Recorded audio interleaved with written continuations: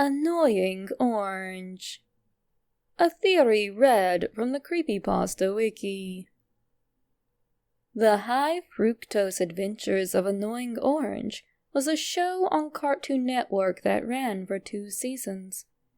It featured a group of talking fruit who, together with their human friend Nerville, went on many adventures presumably throughout time and space. If not that, then they'd perform their actions during the night when no one else but Nerville was around. But have you ever wondered why the fruit rarely came to life in front of other humans? Or why everyone else regarded Nerville as insane for talking to the fruits? Well, that's just it. Nerville was insane. It's all from his imagination. Nerville was an employee at Danebo's, where he was commonly seen on the show as the one who worked the night shift as the janitor. But have you ever noticed that he rarely worked during the episodes? He always interacted with the fruits instead. My theory is Nerville worked during the day as well, where he'd be surrounded by other employees. Because of his odd and weird personality, he could be considered an outsider, and no one talked to him. Deep down, he really wanted to be friends with his co-workers, but couldn't work up the courage to go and talk to them as he believed his personality would put them off. Instead, he observed each employee, taking in every detail of their personality. Then, he'd imagine scenarios where he was friends with all of them. He couldn't properly do that during the day, of course, because it would distract him from his work. But whenever he was alone on night shift, where no one else would be there to pay attention, he would slip into his fantasy. Much like a kid playing with toys, he projected the personalities of each coworker onto pieces of fruit, perching them on a fruit stand which he referred to as their home. From there, he'd play out the stories you see in each episode of the show. Orange's human counterpart was the most well-known employee at Danebo's and had the biggest personality, which is why Nerville commonly placed him as the lead figure in his fantasies. During work, he aimed to make people laugh and smile, which is why he'd constantly tell jokes. However, he was oblivious to the fact that he could sometimes annoy or even insult others with these jokes. Everyone knew he was kind at heart, however, so if anyone had an issue, they turned to him to make them feel better.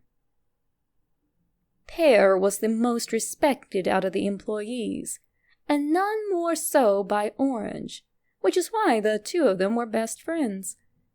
Pear is the one least affected by Orange's jokes, because he endured them for the longest. He was very intelligent, often working on accounts for the store, which is why he was often depicted as a nerd in the episodes. Whenever any of the employees had a fight, Pear would rush to the rescue and try to calm them down, often being the voice of reason. Little Apple had dwarfism, hence why he was so small. Unfortunately, this led to Orange often teasing him about his height and calling him a midget. Despite his best efforts to get people to refer to him as Little, nearly everyone kept forgetting and calling him Midget, which led to the running gag present in the show. His best friend, Marshmallow, was also quite small in height, so he never insulted Little Apple like everyone else. Marshmallow also had a unique trait. He was transgender. Although he was referred to as he by his friends and family, others could sometimes be confused as to whether he was a boy or a girl, due to his high-pitched voice and love of girly things such as unicorns and rainbows. He always had a positive outlook on life, which is why he was never insulted by Orange's jokes, even going so far as to see him as his best friend after Little Apple. However, if someone insulted him personally about being transgender, he would adopt a fierce temper, which could result in people being injured. Little Apple was usually the one who had to calm him down if his temper got out of control. Because he was one of the most unique employees, Nerville projected his personality onto a marshmallow instead of a fruit. Then comes the love triangle characters. Passion Fruit was one of the few female employees and had a huge crush on Orange. She wasn't secretive about it, and everyone was aware of her affection towards him. The only one who wasn't was Orange himself, who was so focused on making everyone laugh and smile, or in Nerville's stories, being so focused on saving the day, that he never noticed Passion's crush on him. Grapefruit had a huge crush on Passion himself. He tried constantly to win her heart, but Passion dismissed him due to the belief that she and Orange would be together someday. Because of this, Grapefruit hated Orange and constantly tried to pick fights with him during work or get him in trouble. With the belief that he was muscular when he was actually just obese, he would sometimes threaten to beat Orange up, but Orange would constantly make jokes about his weight, which made Grapefruit self-conscious about himself, and he hesitated to hurt Orange. This is why, although he was sometimes the villain in Nerville's stories, he never physically hurt Orange or his friends. Grandpa Lemon was a senile old man who was close to retirement, but worked at Danebo's to increase his pension sum. Because of his old age, he could be forgetful at times and mix up numbers and statistics during work. He sometimes fell asleep at the checkout, with one of the employees having to always prod him awake. And finally, Apple was a stuck-up and pessimistic employee who nobody liked. If Orange insulted him, no one would care, and other employees would bully him too. Apple always thought of himself as the best, which was constantly critical of everyone else. But in actuality, he was a coward who shied away when faced with a dilemma. In Nerville's stories, Apple feared he would be bruised if he took part in the adventures. Nerville himself despised Apple's human counterpart, and would so often cut the apple in half with a knife as an act of revenge. Because of the pleasure he obtained in doing this, he would always bring Apple back to life by getting a new apple every night. And every night, that apple would meet a grisly end. The enemies of the show also had human counterparts. For example, the broccoli alien overlord was actually the manager of a rival store, whose aim was to shut Danebo's down so he could make more profit.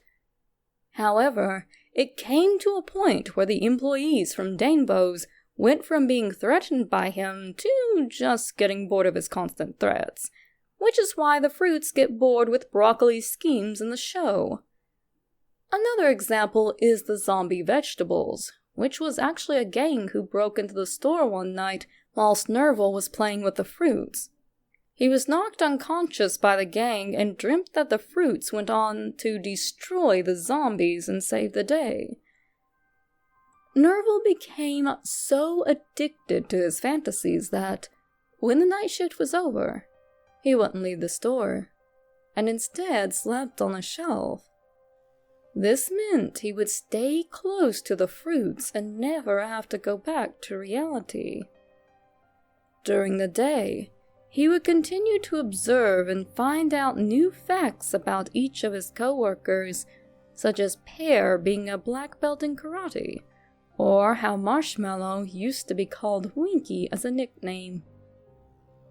Now that the series has been cancelled, that might symbolize the store finally closing down. The question is, what happened to Nerville now that the origin of his fantasies is gone? Did he move on with his life? Did he go completely insane with grief? Or does he still find a way to continue his fantasies?